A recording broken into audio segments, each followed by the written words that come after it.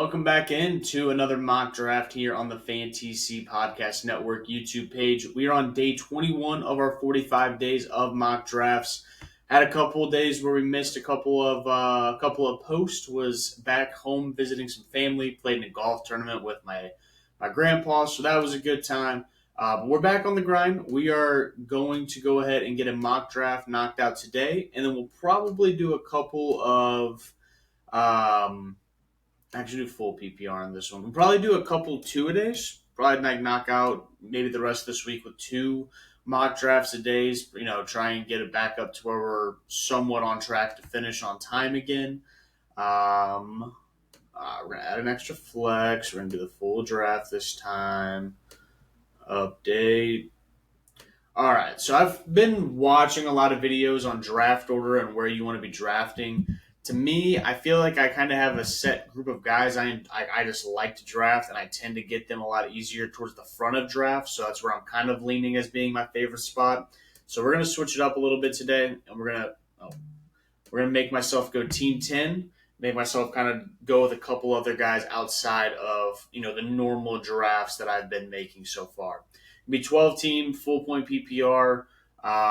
Let's jump right into it. See what we got in store for us today. All right, Jefferson, CMC, Chase, Kelsey, Eckler, Diggs, Hill, Cup off the board. There we go. Bijan right before me. I would say that's a pretty standard first nine. You obviously have who I consider my top seven, and then you have Stephon Diggs and Bijan Robinson, who I think would be 8 and 9 when you look at their opportunities. For me, there is a chance that Nick Chubb gets back around to me, but I love Nick Chubb this year, even I think more than Saquon. But there's a chance I can maybe get both. If I go, there's a chance that Mahomes gets drafted. We're gonna be a little ballsy here. We're gonna go Saquon. And we're gonna see if we can get Nick Chubb to fall back around in the second. We did. Got super lucky. So we're going heavy RB early here with Saquon Barkley, Nick Chubb. We'll take a look. No one else went to running backs. Let's see through the third round. Brees Hall, Christian McCaffrey, Ramondre Stevenson, Tony Pollard. Our other are also pretty good running back cores. So at this point in the draft, a little upset. Missed out on Devontae, missed out on T. Higgins. Who are usually who I love to target in the third round. Najee's here. Not sure exactly how I feel about Najee Harris. I was high on DK Metcalf, but I've actually fallen off of him a little bit. I just don't think that. I don't really know because I really like the player, but there's just a lot of stats that aren't going his way. And do we really trust Geno for a second year in a row? So, with all that being said, I'm going to go with the guy that I do have a lot of faith in this year. And that's Keenan Allen. Kind of sucks. Was hoping Calvin Ridley would be the one to fall back around to me in the fourth. But in Sleeper, he's been consistently going in the third.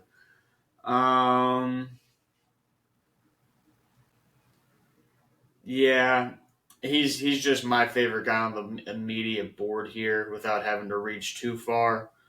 So I'm going to go Joe Mixon. You're looking at a guy who's going to get 300 plus opportunities on a very good offense. His touchdowns have been pretty inconsistent, which is probably why he's not going to jump back into that top tier of running backs. But I do think that opportunity in the fourth round, you have to jump all over. Alvin Kamara is jumping up into the fourth round now. He's been a name that's been pushed down because of question marks around him.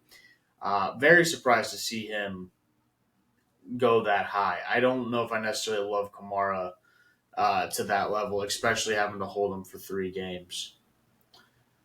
Okay, George Kittle did get taken. George Kittle would have definitely been on my radar. I don't. Let's see. Chris Godwin.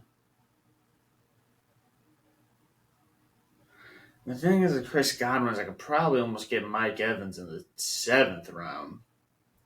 Is there really a whole 2-round difference between the two? I don't think so. But I don't really know. Like, I don't really like Ayuk as much as a lot of people. Michael Pittman's okay, but I just don't really love the Anthony Richardson as his quarterback to start the season. Hollywood, Tyler Lockett. Like a lot of these guys are guys I could look at in my next pick. Um, Trevor Lawrence as early as the fifth. Thing is, I know I can get Trevor Lawrence with my next pick just because he's going to fall back around. So where's he at overall?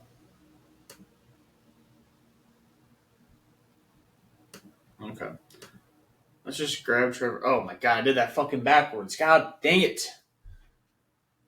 Alright, well, obviously can't take Chris Godwin. I mean, I'm going to go Hollywood Brown. He is the guy that I was going to probably draft. It's a little bit scary just because you don't know who the quarterback can be. We've seen him be pretty inefficient with less stellar quarterback play towards the end of last season, but he is the clear number one on this team. He's going to get opportunity, and in a league where you have stud running backs, really wide receivers, I just want to get players that are going to get consistent opportunity. Um, okay.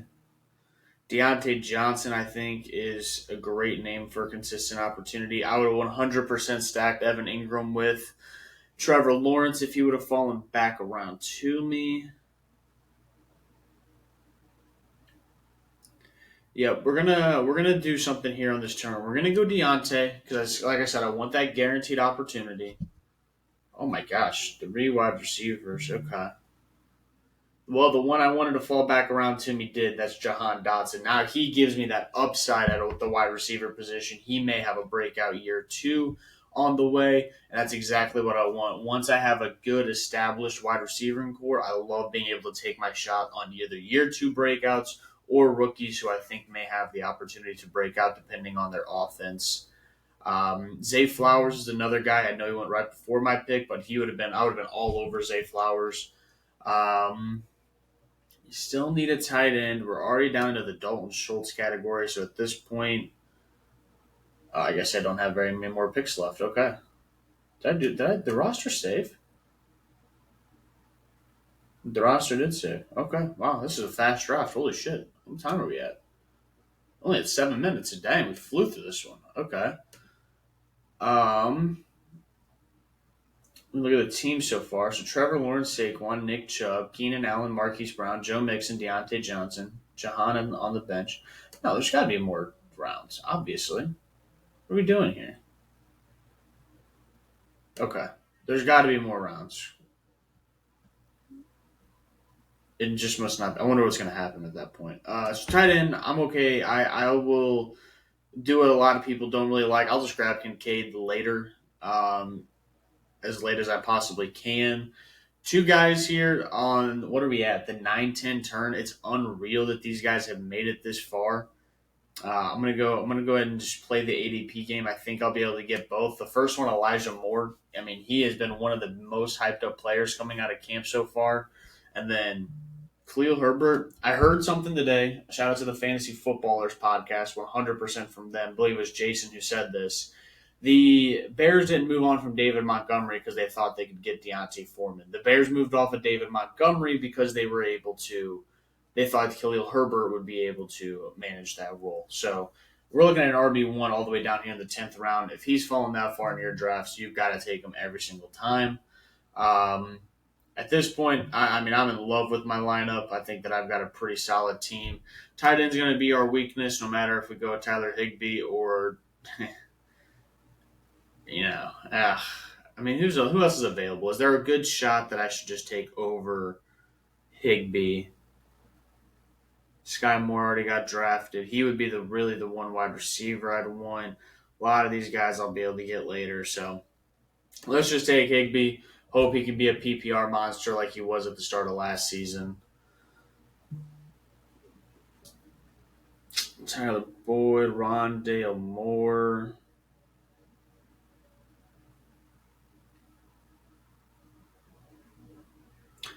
You know, again, another fantasy footballers thing here, but Tank Bigsby, looks really good in Jacksonville camp. He's a really good pass catcher. I think he's going to have some opportunity there to potentially have a really, really good rookie season. May not necessarily be super fantasy relevant if Travis Etienne is healthy all season long, but I do think that he does have the chance to break out if anything happens with Etienne, or he could be a little bit of just a thorn in the side of Travis Etienne owners if he can come in and steal some touchdowns or the passing game work that I think he may be able to.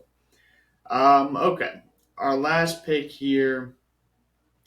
Jalen Hyatt actually has been getting a lot of hype out of Giants camp. My only problem is I saw a stat. I think Daniel Jones has had more than a 750-yard receiver, and I think Darren Waller's the best passing option. If you think he's going to stay healthy, I don't think that he's going to have more than one. Gosh darn it, receiving option go over 750 yards, so I'd probably stay away from Jalen Hyatt, but he may be a guy that people are dropping a lot of fab on pretty early in the season. John Mechie's another guy I'd kind of put in that same category. Justin Ross is a guy that we don't really get to talk about too much on here, but I think he's a good late, not late, but last round pick. We're going to be a little bit of a homer. Why not? Just to get him on a roster here. Justin Ross. That's going to wrap up the draft. All right. Let's see how this team turned out. Wrong way. Wrong way. All right. Quarterback, Trevor Lawrence. I 100% believe in the Trevor Lawrence breakout. Again, I messed up. If you look here, I should have went with whoever I wanted at this pick and then let it go blank, blank, blank, blank. And then I could have got Trevor Lawrence here since these two already had quarterbacks. I just clicked the button too soon. That's just draft knowledge and knowing where you're at in the draft that can really help you and really benefit you when it comes to not losing out on a guy. Like if I really wanted Godwin, Madison, Swift, or Pitts, I'd be kicking myself right there. That's a pretty rookie mistake. Running backs, I absolutely love Saquon, Nick Chubb, Joe Mixon, Khalil Herbert, Tank Bigsby. I may have 4 starting running backs. I got one all the way in the 10th round, and then Tank Bigsby is maybe one of the better backups to have in fantasy football this season, just based off his camp hype. Wide receivers are a little bit more questionable, but again, I got what I wanted here. Got Keenan Allen, Marquise Brown, Deontay Johnson, Jahan Dotson, Elijah Moore. Then I went ahead and just took Justin Ross with my last pick. Again, just being a little bit of a Chiefs homer. For me, this wide receiving core gives me some stable upside in Keenan Allen, Marquise Brown, some good upside in Deontay Johnson if he can get back in the end zone. And then Jahan Dotson, Elijah Moore, and Justin Ross are all breakout potential players, either in new situations or in Justin Ross's case or Jahan Dotson's case, maybe a year or two breakout. And then tight end, Tyler Higbee, absolutely hate that. My goal with this team, because I think this team from draft day looks like a good enough team to compete for, a playoff spot and a championship, I would immediately be looking to upgrade the tight end position. If someone got banged up for a couple weeks, like a Goddard, a Kittle, a Waller, I may try and take advantage of. Maybe not Waller because that'd be really scary, but I'd be looking to try and move someone for a tight end to bolster up that position because I don't want to go anywhere near the playoffs or a championship round with a Tyler Higbee level tight end. I just feel like that spells disaster. But it's going to wrap up day 21. We will have day 22, maybe actually posted the same day, just get 2 of them out so that way we can get somewhat back on track this week. But like, comment, subscribe, all the good stuff. Peace out. See y'all later.